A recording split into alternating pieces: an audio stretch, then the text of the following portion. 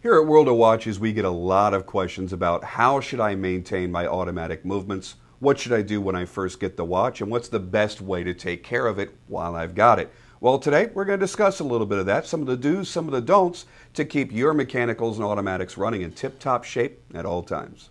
The beauty of having an automatic movement is the fact that at some point during that watch's production, human hands had to have come in contact with it to balance it, to regulate it, and get it to run. You've got to realize when you're looking at automatic movement, if you laid out all of the parts in front of you, every single component from that movement, you're laying out 75, 80, 100 different components that on their own do absolutely nothing. And when put together by somebody that doesn't know what they're doing, they'll still do nothing. But it's when that craftsman, that watchmaker, assembles that movement and breathes life into it that it gains, well, kind of a soul. And that's why mechanicals and automatics will always be the most valuable and most collected type of watches you can get. Now, what we're going to be showing you here is what you should do when you first get your watch and how you should maintain it over its life. Now, as you see right here, this watch isn't running. And somebody that may be getting their very first automatic watch is going to think, well, they've only ever owned quartz watches. Oh my goodness, my battery's not working. Well, there's no battery inside. What you have is that mechanical movement with the attachment of a rotor and a set of winding gears.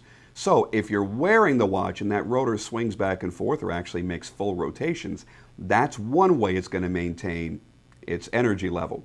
The other way is by winding it manually by the crown. Now, if you'll notice, the second hand is right there next to the minute hand. It's not moving. I give it a couple quick turns of the crown. Now I'm actually coiling up the mainspring, which is the central power source of the movement, and it comes to life. So now it's operating as it should. So when you first get your automatic watch, some people will just go, oh, just give it a few good shakes. The thing is, a few good shakes is only going to give it a little tiny bit of power. If you're wearing it and you're not an overly active person, it can actually stop on your wrist. So what I always tell people is when you first get your automatic watch out of the box, give it a good 30, 40 turns of the crown. Now, unlike a mechanical, you cannot overwind an automatic. If you've wound it and wound it and wound it and that mainspring is completely taut, there's actually a clutch that'll disengage. You could turn this all day long and not cause any damage to an automatic movement. Now, once you've done that, you want to set your time and your date. Now, one of the things that you need to be made aware of is at any time, you could have a certain gear engaged inside of this watch that you could break if you don't know what you're doing. And that comes down to the setting of your date.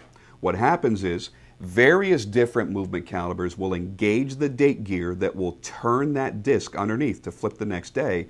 It'll be engaged at different times. So as a general rule, we say anywhere between 9 and 3 that date gear could be engaged. Now, it doesn't matter if in your mind you're thinking it's AM or PM. When you pick up a watch that's not running, you don't know if it was displaying AM or PM. So the very safest thing to do is go ahead and advance your hands. Remember, you always want to move your hands in a clockwise fashion down to 6 o'clock, because as far as I know, there's no date gear made that will be engaged when the hands are at 6 o'clock.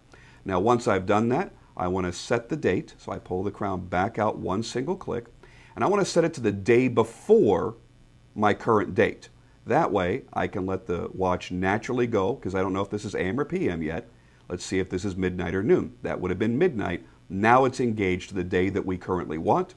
Then I set my time accordingly. So if it's 9 o'clock in the morning, I simply set that, then I'm done.